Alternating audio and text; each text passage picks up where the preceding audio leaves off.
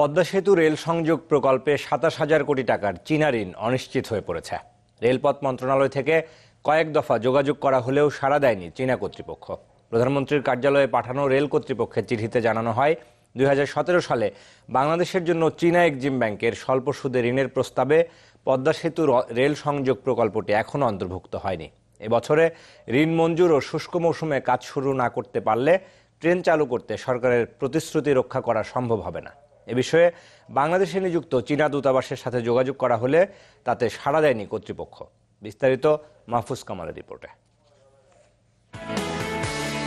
The completion of the Padma Bridge rail link. স্বপ্নের পদ্মা সেতু বাস্তবে একটু একটু করে ধরা দিলেও পদ্মার বুকে রেলযাত্রা হয়তো অনেক দূরের স্বপ্ন। কারণ চীনা ঋণের ২৭,০০০ কোটি টাকা এখনও অধরা বাংলাদেশের কাছে। ঋণ যাদের দেওয়ার কথা সেই চীনা এক্সিম ব্যাংকে এখন নির্বাক।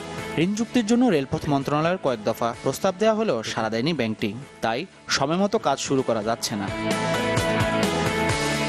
মন্ত্রণালয় থেকে প্রধানমন্ত্রীর কার্যালয়ে পাঠানো চিঠিতে বলা হয়েছে, চীনের এক্সিম ব্যাংক ২০১৭ সালের জন্য বাংলাদেশের সফট লোনের যে বাজেট চূড়ান্ত করতে যাচ্ছে সেখানে পদ্মা সেতু রেল সংযোগ প্রকল্প এখনও অন্তর্ভুক্ত হয়নি। উল্লেখ করা হয়েছে, এবছর ঋণ মঞ্জুর ও শুষ্ক মৌসুমে কাজ শুরু করতে না পারলে ট্রেন চালু করতে সরকারের প্রতিশ্রুতি রক্ষা করা সম্ভব হবে না। এতে জনমনে বিরূপ ধারণা সৃষ্টি হওয়ার সম্ভাবনা রয়েছে। মন্ত্রণালয় যখন হতাশ তখন আশা দেখাবে কে? এক্সিম ব্যাংকের এমন আচরণে কোনো ব্যাখ্যা নেই রেলপথ মন্ত্রণালয়ের কাছে। টাকা তো পাবোই অবশ্যই, এখন ব্যাপার হলো টাইমিং। এই মুহূর্তে পেলে আমরা সময় মতো কাজ করতে পারবো, দেরি হলে কাজও দেরি হবে। যোগাযোগ অব্যাহত আছে, আমাদের পক্ষ থেকে আছে, মাননীয় প্রধানমন্ত্রীর কার্যালয় থেকে আছে, ইআরডি থেকে আছে।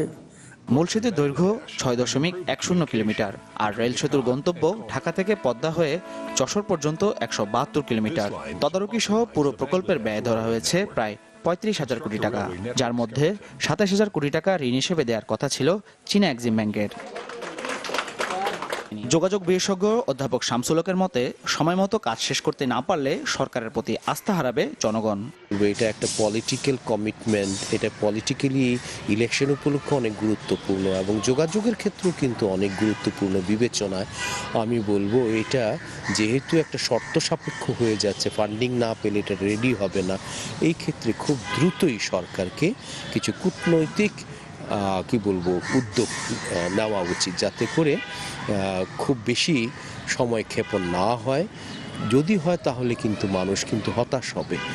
এই বিষয়ে বাংলাদেশ চীনা দূতাবাসের সাথে একাধিকবার যোগাযোগ করা হলেও কোনো সদুত্তর মেলেনি। মাহফুজ কামাল, চ্যানেল 24, ঢাকা।